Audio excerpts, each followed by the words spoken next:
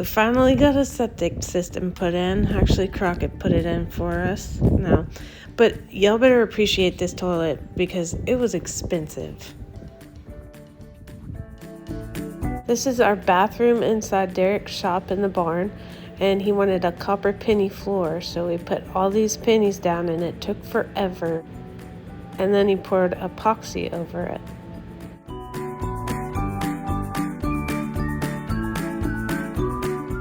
We got our steer back from the processor. I think it was 203 pounds worth, so we're pretty good on beef for a while.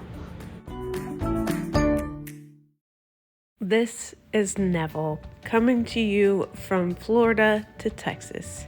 He was actually supposed to fly, and we had, you know what, it's a long story, but it didn't work out, so he vacationed with our neighbors from Florida back to Texas.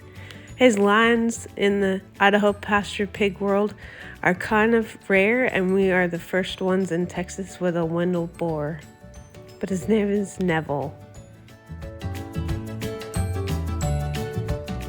We were trying to get him used to our farm and everything by himself, but Hermione had different plans, and she broke in and started eating his food, and then they started snuggling, and she's been nothing but good for him.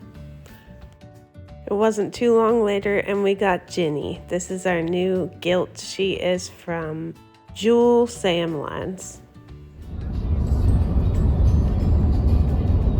This was early in the morning. We drove all the way to Munster, which is close to the Oklahoma border, to get some feed that was specially developed for Idaho Pasture Pigs. It has the minerals already mixed in it, so hopefully this will help with rooting.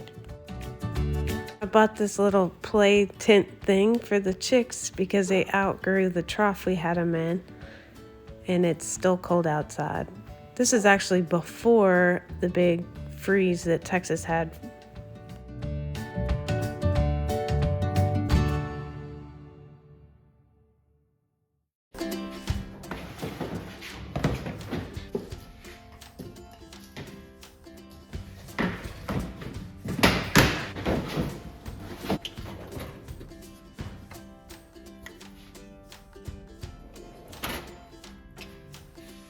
I saw this idea on Pinterest where you put a piece of PVC in the ground and then a hoop of, well, I'm using PEX, but a hoop of PEX to make a greenhouse type thing. I just bought frost cloth because these onions are fairly newly planted and I didn't want the spinach to get any frost damage anymore. So hopefully it worked, but I haven't taken it off as of yet.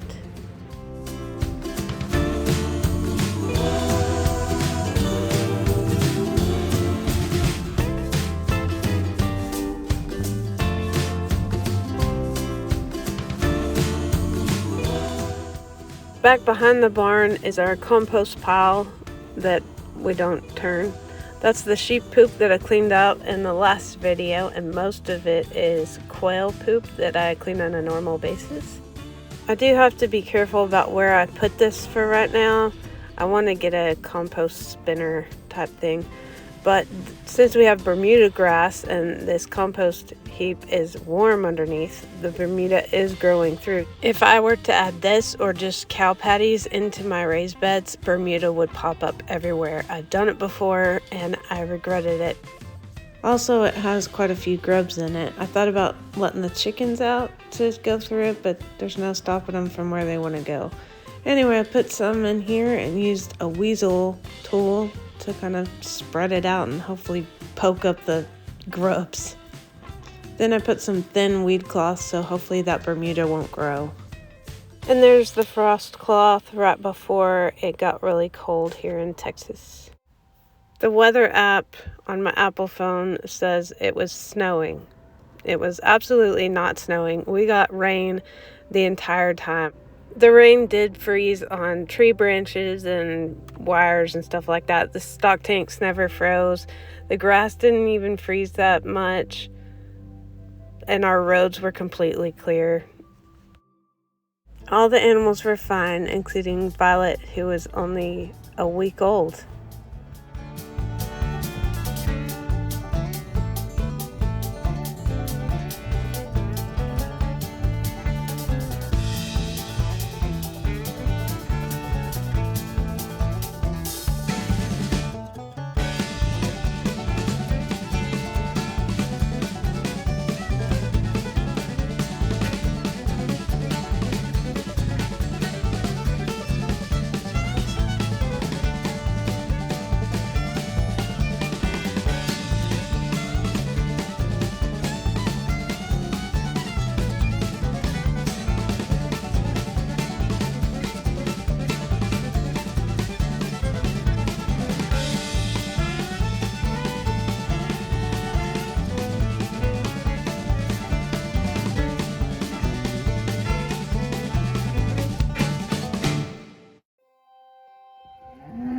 The rain just wouldn't freaking stop.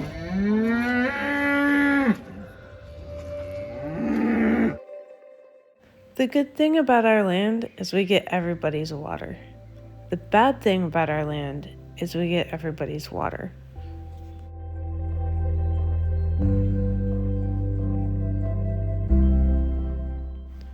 That's where the major break in the stock tank, the first stock tank, was, and it's holding and working correctly through the culvert, so we're happy about that.